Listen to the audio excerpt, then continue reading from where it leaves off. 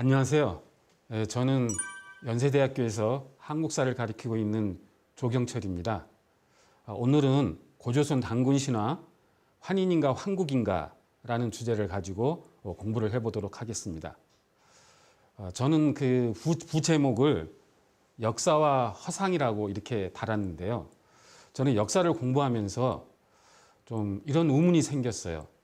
여러분이 생각할 때 역사는 과거에 일어났던 일을 공부하는 거라고 생각을 할 텐데, 어떤 경우는 역사에도 있지도 않은 것이 역사상 실제로 있었던 것보다 더 큰 영향을 끼쳤던 사례들이 많습니다. 오늘 다루고자 하는 환인과 환국이라고 하는 주제도 역사와 허상을 잘 드러내는 주제라 생각해서 제목으로 잡아봤습니다. 여러분, 고조선 단군신화 하면은 다들 알고 계시나요? 곰과 곰이 사람이 되려고 찾아갔다가 나중에 곰만 사람이 됐다고 하는 그 이야기죠. 그래서 그 곰이 환웅과 결혼해서 단군을 낳았다는 이야기, 유명한 이야기입니다. 오늘은 그 단군에 대한 이야기보다는 단군의 할아버지에 대한 이야기, 환인. 여러분, 그 단군의 아버지가 환웅이고 단군의 할아버지가 환인이라는 것은 알고 계시죠?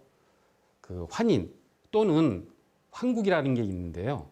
그 단군이 세운 나라가 고조선인데 고조선보다 더 일찍 세워졌다고 일부에서 주장하는 그 나라가 환국입니다. 과연 환인이 맞는가, 환국이 맞는가에 대해서 오늘 여러분들과 함께 생각해보는 시간을 갖도록 하겠습니다. 여러분, 먼저 들어가기에 앞서 단군신화 여러분 잘 알고 있는데, 여러분 단군신화 얼만큼 알고 계신가요?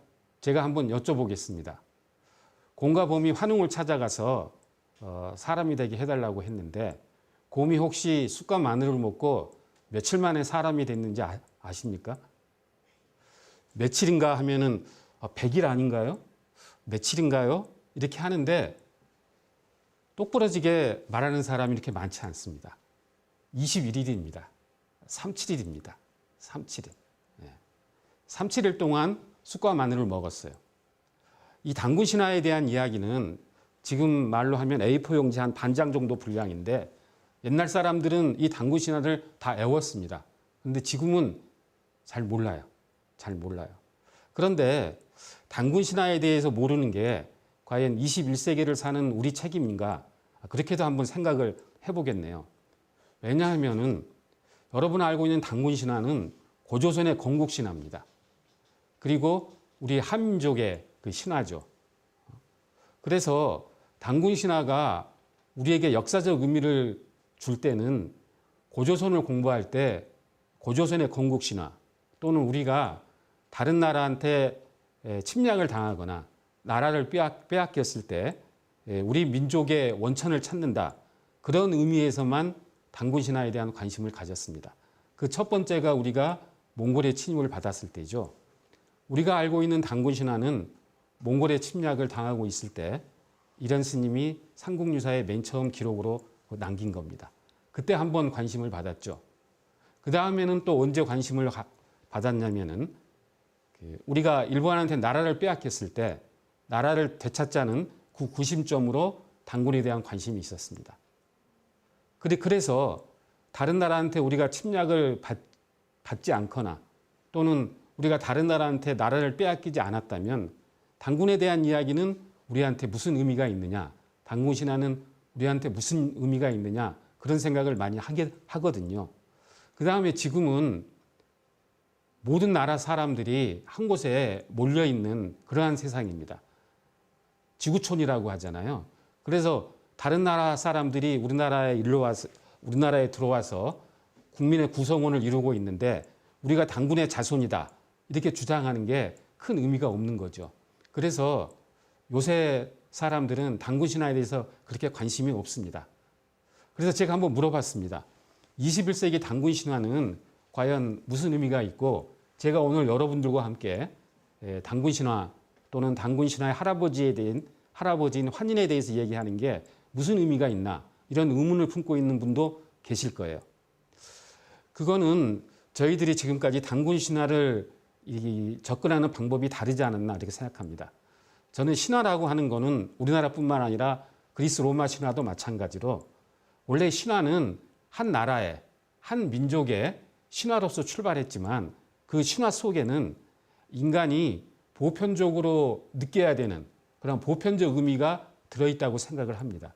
그런데 우리는 단군 신화를 지금까지 단지 고조선의 건국 신화, 한 민족의 어떠한 그 건국 신화로만 우리가 이해를 했지 그 속에서 우리가 공유해야 될 어떠한 보편적 인간에 대한 문제, 우리나라 사람이 아니라 다른 사람도 공감해야 되는 문제에 대해서 도외시하지 않았나 그렇게 생각을 해봤습니다. 여러분, 요즘 코로나로 세상이 뒤숭숭한데요. 그 마늘을 많이 먹으면 뭐 좋다고 효용이 있다고 뭐 우스갯소리로 얘기하는데 혹시 우리나라 사람들이 왜 마늘을 좋아하는지 아십니까? 왜 마늘을 그렇게 좋아할까요? 여러분, 아까 제가 곰이 21일 동안 쑥과 마늘을 먹었다고 했는데 원래 100일 동안 쑥과 마늘을 먹으라고 했습니다. 그러면 곰은 며칠분의 마늘을 못 먹은 걸까요? 79일분의 마늘을 못 먹은 겁니다. 79일분의 마늘.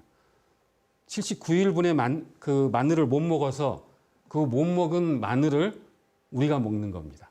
79일치를. 왜요? 제가 대학 다닐 때만 해도 부모님께 이런 소리 많이 들었습니다.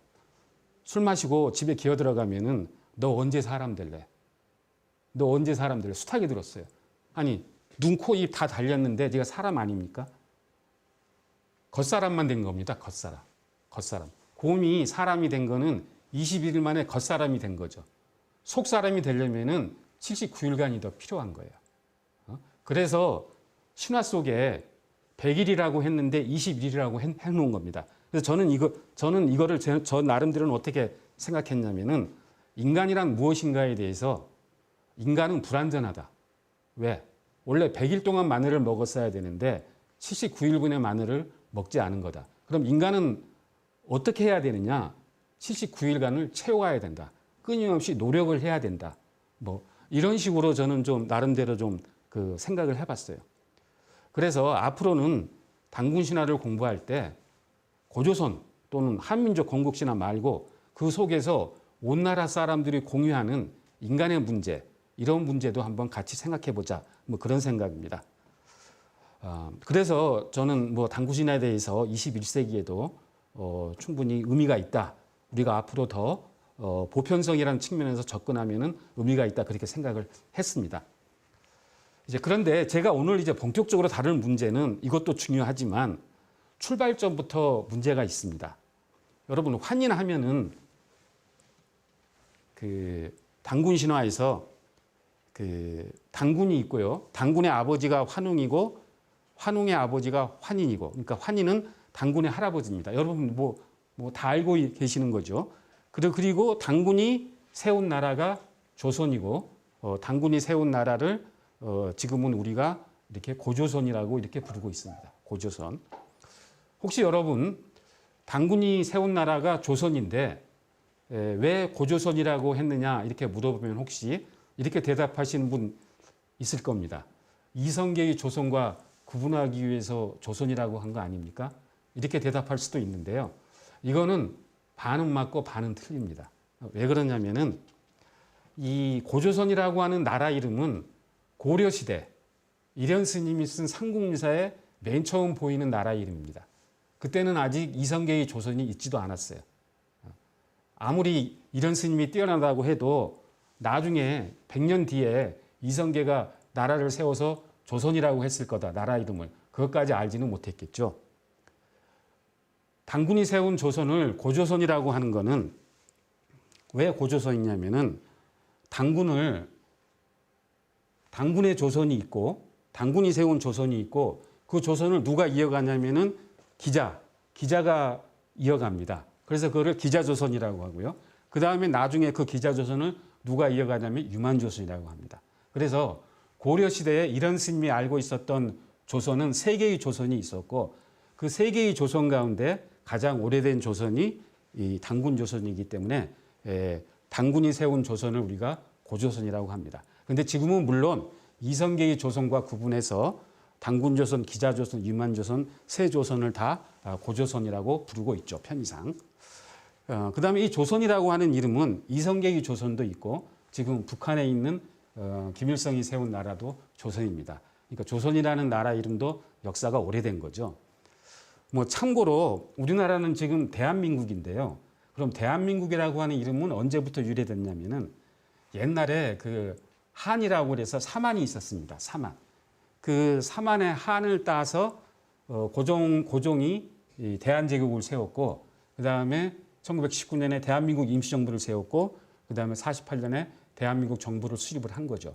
그래서 대한민국이라고 하는 한이라고 하는 이 이름도 고조선이 있을 때 고조선 후기에 남쪽에 있었던 한이라는 나라에서 대한민국의 이름이 된 거죠. 그래서 오늘 21세기에 북쪽에는 조선, 남쪽에는 대한이라고 하는 한이 있는데 이 나라 이름으로 본다면은 2000년 전, 3000년 전 그 나라 이름을 다시 지금 사용하고 있는 거죠.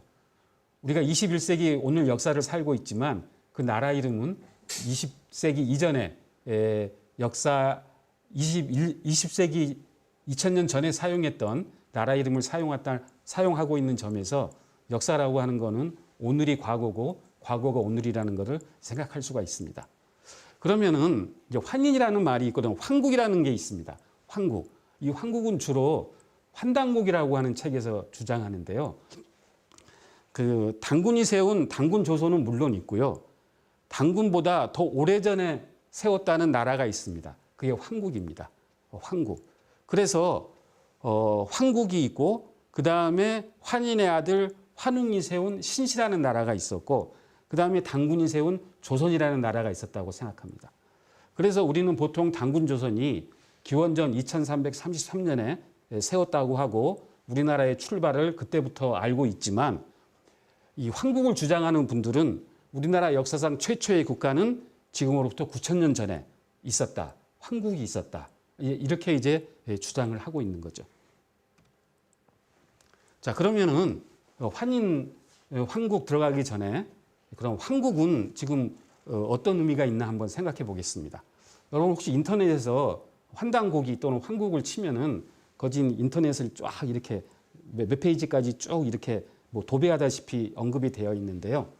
그 환단곡이라고 하는 책은 이 개연수 선생이 차냈다고 하고 그것을 이유립 선생한테 전해서 이제 이유립 선생이 이 세상에 알린 책으로 이제 그렇게 이제 알려져 있습니다. 이제 구성은 이제 삼성기, 그 다음에 당군세기, 북부여기, 태백일사 이렇게 되어 있는데요. 이 부분에 나오는 게 이제 황국이 어떤 형태로 나오냐면은 석유 황국이라고 해서 옛날에 황국이 있었다 이렇게 되어 있습니다. 그래서 삼성기라는 책에 삼성기는 상하권으로 구성이 되어 있는데 원동중이라고 하는 사람 고려말 사람인데 누군지는 몰라요. 황국을 주장하는 분들은 그 원천석 고려말 원천석이라고 주장을 하는데 고려말 사람인데 이제 그때 이제 석유 황국이라고 옛날에 황국이 있었다 얘기를 하고 그다음에 태백일사라고 하는 책은 이제 그 조선 전기에 이맥이라는 분이 쓴 책인데 여기에도 이제 석유 황국 옛날에 황국이 있었다 이제 이렇게 이제 언급이 되어 있습니다. 이 환단곡이라고 하는 책에는 제가 황국이 무슨이 나오는데 여기 보면은 여기 아까 오른쪽에는 이 그 고려 말 원동중이 썼다고 전해지는 삼성기의 석유 황국이 나오고 여기 이제 왼편에는 그 태백일사에 나오는 석유 이제 황국의 그 여러 그 내용들입니다. 그러니까 이 환단곡이라고 하는 거는 9000년 전에 세워진 그 황국의 찬란한 역사를 이제 그 드러내는 책이죠. 우리 민족의 자랑스러운 역사를 드러내는 책이라고 이렇게 주장을 하고 있습니다. 이제 그런데 아까 이제 석유 황국 이렇게 되어 있는데 이제 석유 황국이 이 삼성기라든가 태백일사에 계속 나오는 거 보면은 그 다음에 태백일사라고 하는 책에는 조선 때 전해지는 지금은 남아 있지 않지만 조덱이라고 하는 책을 인용하면서 석유 황국이라고 하고 있는데 그거에 대한 가장 이른 그 내용은 이런 스님이 지은 그 삼국유사에 나옵니다. 삼국유사에 서기호 황국이 등장합니다. 그러니까 환단고기에 나오는 서기호 황국이 근거가 없는 게 아니에요. 여기 삼국유사에 보면은 여기 서기호 황국에서 옛날부터 황국이 있었다 이렇게 되고, 그 다음에 이제 여러분 주위에서 보는 삼국유사가 여러 판본이 있는데, 여러분이 주위에서 이렇게 쉽게 볼 수 있는 책은 이 1512년에 그 찍은 겁니다. 지금 고려시대 때 삼국유사는 전하지 않고 조선시대 때 찍은 삼국유사만 전하고 있는데, 특히 그 임신년에 찍은 조선 중종 때 임신년에 찍은 1512년 그 삼국유사가 그 널리 퍼져 있는데, 거기에 이 서기호 황국이 등장합니다. 이제 그러니까 그 환단고기에 나오는 서기호 황국은 이 임신본 1512년본 서기호 황국의 그 정거를 두고서 서기호 황국이라는 책을 이제 그 삼성기나 태백일사에 적었고, 그거를 환단고기라는 책 안에 이제 서술을 한 거죠. 그리고 이제 뭐 임신본은 1512년에 찍은 판본이지만 그거를 이제 언제 인쇄를 했느냐에 따라서 좀 이제 상태가 달라요. 그래서 뭐 임신본 고려대본도 서기황국이라고 돼 있고, 서울대본도 이제 서기황국 그렇게 돼 있습니다. 그리고 서기황국이 이렇게 널리 알려지게 된 계기는 뭐냐면은, 지금 그 삼국유사가 총 5권으로 구성이 되어 있는데, 총 그 5권 완질로 남아 있는 거는 임신본만 완질로 남아 있어요, 현재. 그래서 시중에 삼국유사에 대한 해설서나 또는 역주본들이 다 이 임신본을 그 뒤에 부록으로 싣고 있습니다. 그 안에 모두 다 서기황국으로 되어 있죠. 그래서 저기 그 오른쪽에 보이는 게 그 역주 삼국유사라고 해서 한국정신문화연구원에서 5권으로 그 역주본을 낸 거고요. 그 다음에 오른쪽에 있는 거는 고려대학교에서 나온 그 삼국유사인데, 여기도 다 이 임신본 삼국유사를 인용하고 있습니다.